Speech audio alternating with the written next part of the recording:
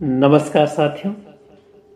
इसमें जरा भी संशय नहीं कि आध्यात्म एक महाविज्ञान है, पर ऐसा कह देने या मान लेने से क्या होगा? कुछ भी नहीं। प्रमाण देना होगा, प्रमाण। पर ऐसा कहने में भी लोग कहेंगे कि ये तो कलयुग है, इसलिए बिना प्रमाण के कोई मानता नहीं। पर यह बात गलत है, क्योंकि द्वापर में भी 9 अध्याय गीता की सुन लेने के बावजूद भी अर्जुन को कृष्ण पर भरोसा नहीं हुआ था। इसीलिए वो उनसे अपना विराट रूप दिखाने की आग्रह करता है, और विराट रूप का दर्शन करा देने के बाद भी श्री कृष्ण को 8 और अध्याय गीता का बोलना पड़ा था। अब लोग कहेंगे कि वो तो लीला कर रहे थे।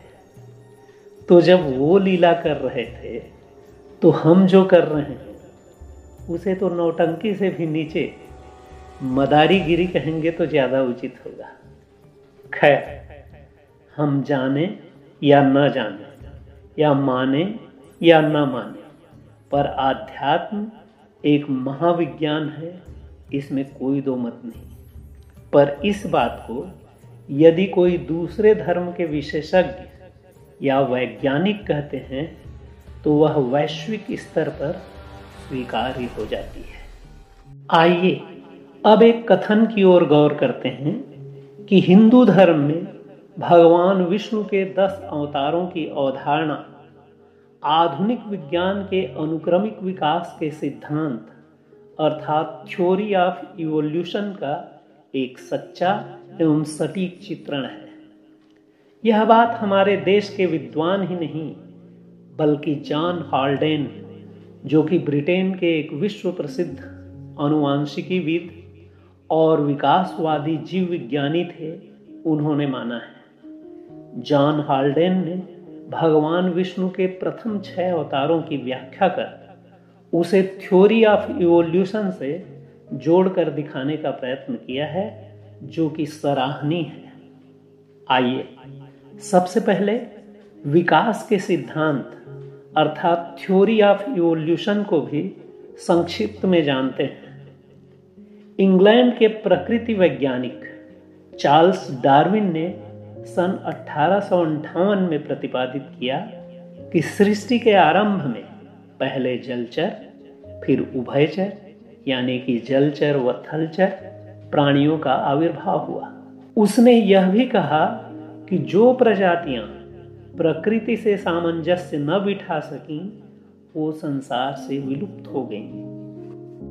अब यह जानकर आश्चर्य होगा कि भारतीय ऋषियों को इन बातों की जानकारी आधुनिक विज्ञान से हजारों वर्ष पूर्व से ही थी, पर उनकी भाषा अलग थी। उन्होंने कहा कि पौधों, पशु पक्षियों तथा अन्य प्रजातियों के रूप में 84 लाख जन्मों के बाद आदमी का पूर्वज आया।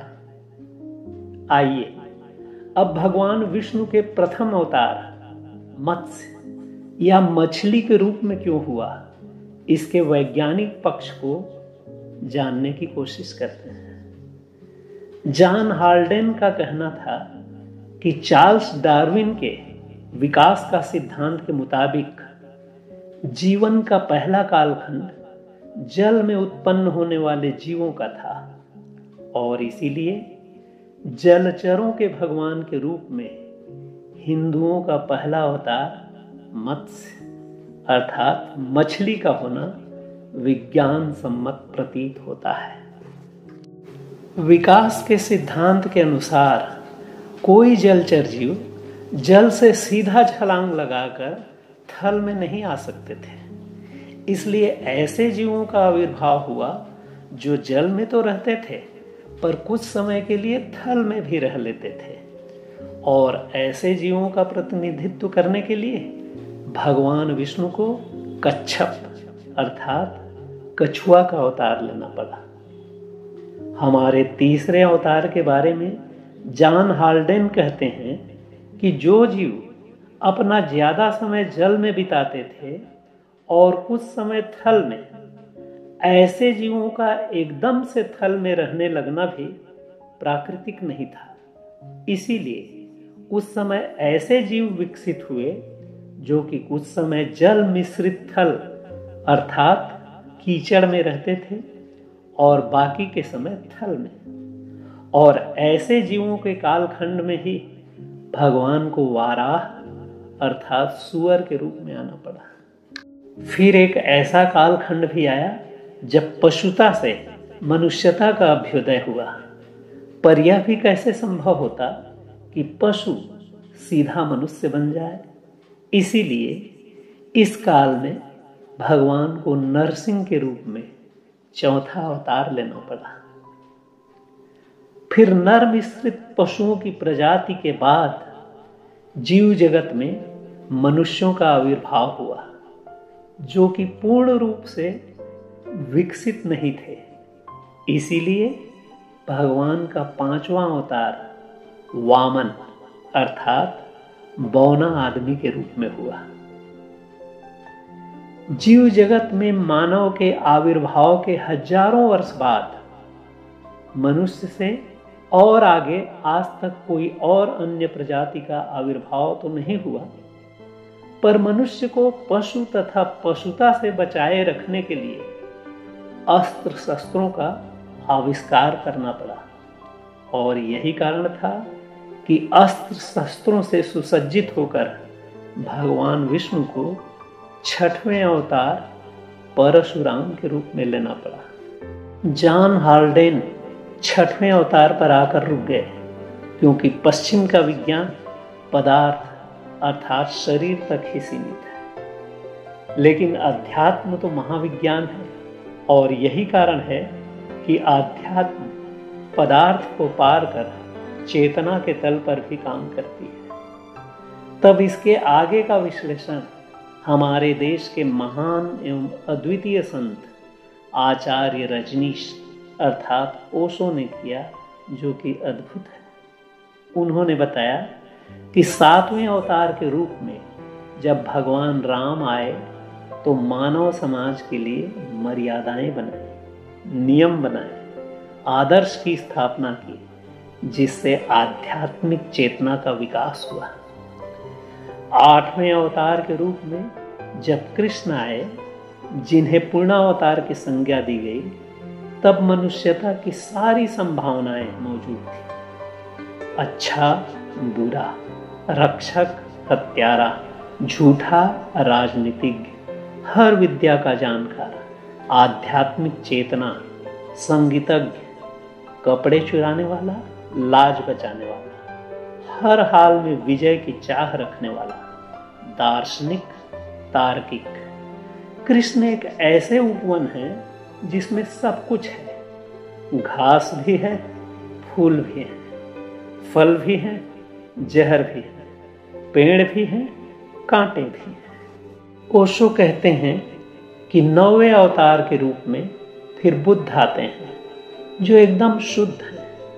यदि कृष्ण दूध है तो बुद्ध मक्खन, अध्यात्म का परम शिखर।